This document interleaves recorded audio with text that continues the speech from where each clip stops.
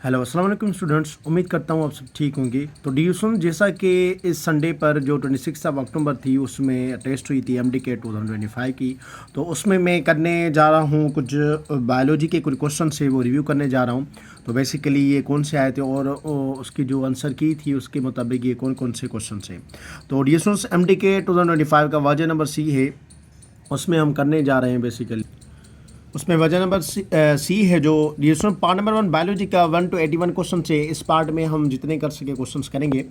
तो dear students, question number 1 है over consumption of which of the following foods increase the risk of calcium oxalate stone. Calcium oxalate stone जो है increase होता है food में, वो किसकी ओवर कंजम्पशन के लिए होता है, मतलब कौन सा उसका काज है। ऑप्शन ए लीफी वेजिटेबल्स, 2 है फ्रूट्स कंटेन विटामिन सी, सी है fruits contain high fibre, D है होल ग्रेन्स। तो बेसिकली इसका जो आंसर होगा डिस्टेंस लीफी वेजिटेबल्स के इंक्रीज होने से ही क्या होता है, कैल्शियम ऑक्सलेट स्टोन में प्रोड्यूस होता है। अच्छा, क्वेश्चन नंबर 2 है which product is produce by genetically modified bacteria for patients with diabetes mellitus. तो डायबिटीज मेलिटस होता है बेसिकली वो कौन सी जेनेटिक मॉडिफाइड बैक्टीरिया के लिए होता है, मतलब कौन सा है कि तो basically insulin, erythropoietin, growth hormone, vaccine. तो ये जो प्रोडक्ट होती है बेसिकली वो कौन सी होती है, इंसुलिन होती है, जिसकी वजह से क्या होता है डायबिटीज मेलिटस हो जाता है, मतलब जो पेशेंट में मॉडिफाई होता है।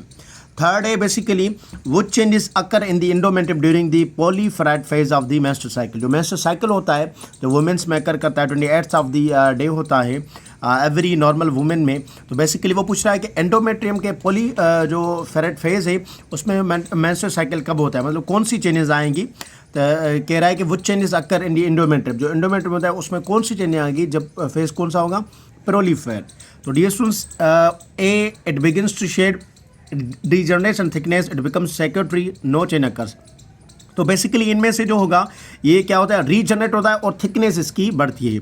मतलब जब भी ये एंडोमेट्रियम यूँ कह लें कि प्रोलीफेट फेज में आता है तो इसमें क्या होता है, रीजनरेट्स होती है और थिकनेस होती है। बेसिकली एंडोमेट्रियम आप देख सकते हैं ये मोस्ट इनर पार्ट होगा यूट्रस का, और जिसमें जो लेयर्स होती हैं और जैसा कि आपने रिप्रोडक्शन में पढ़ा होगा इसके पार्ट्स भी होते हैं।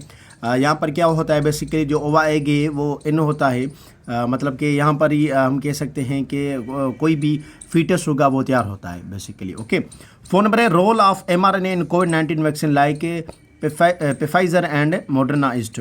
बेसिकली ये एक यूँ कह लें कि हमारा जो बायोलॉजी फर्स्ट ईयर का है चैप्टर उसमें से एक लाइन उठाइए कि रोल ऑफ mRNA कोविड-19 में क्या होता है।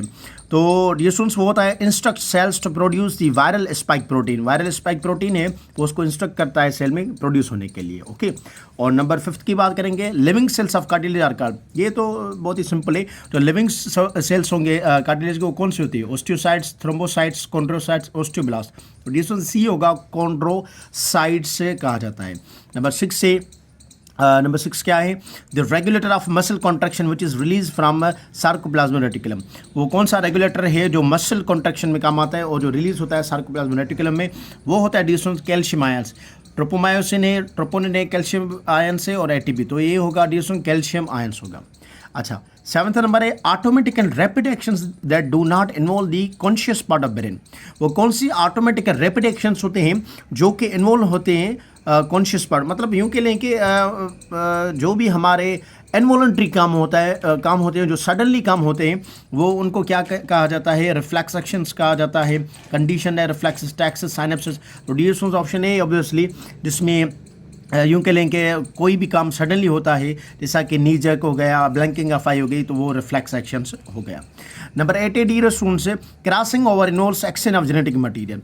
अच्छा, जो क्रॉसिंग ओवर होती है जेनेटिकली जो क्रोमोसोम्स की, उसमें क्या आ जाता है, option A sister chromatids of same chromosome, और बी है non sister chromatid of homologous chromosomes, C है chromatids of non homologous chromosomes, D है sister chromatids of homologous chromosomes. तो डी स्टूडेंट बेसिकली क्या होता है, ये एक हम अच्छा, तो ये जो क्रोमोसोम्स होते हैं रिएक्शन से ये सिस्टर क्रोमोसोम होते हैं, तो बेसिकली इसमें क्या होता है, ये पूछ रहा है कि क्रॉसिंग ओवर में कौन सी एक्सचेंज होती है जेनेटिक मटेरियल में। तो बेसिकली नॉन सिस्टर क्रोमेटिड्स होते हैं होमोलोगस क्रोमोसोम्स के। नॉन सिस्टर मतलब जो एक ही सिमिलर के ना हो, दूसरे हो, तो उसमें क्या होता है नॉन सिस्टर क्रोमेटिड्स में होमोलोगस क्रोमोसोम्स आ जाते हैं। नंबर 9 है name the biomolecules essential for information storage transmission within cells. अच्छा, जो इन्फॉर्मेशन क्रिएट करता है, जैसा कि यूं के लेके जो जेनेटिक मटेरियल होगा जिसमें वो कौन सा होता है, ऑब्वियसली न्यूक्लिक एसिड होगा, क्योंकि इसमें क्या आ जाते हैं, डीएनए आरएनए आ जाते हैं, जेनेटिक मटेरियल आ जाता है, क्रोमोसोम्स आ जाते हैं और जीन्स आ जाते हैं। तो DSN it is all about the biology MDCAT जो 2025 में 26 अक्टूबर को हुआ था। हमने इसमें कराए तकरीबन 9 क्वेश्चंस कराए एक्सप्लेनेशन से कि भाई first, second, third, fourth, fifth और सिक्स, सेवन्थ, एट्थ और नाइन्थ, इसमें जो भी कन्फ्यूजन्स थी हमने सॉल्व कराई और कौन कौन से ऑप्शन सही थे मैंने वो कराया।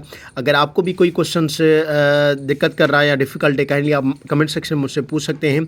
और आज के लिए यही हम पार्ट नंबर 1 में देते हैं अपने चैनल नॉलेज विद एमकेडी पर। इंशाल्लाह कल जो है नेक्स्ट पार्ट देंगे। तो wish you all the best, अपनी मेहनत करते रहें। मिलते हैं नेक्स्ट वीडियो में। अल्लाह हाफिज़।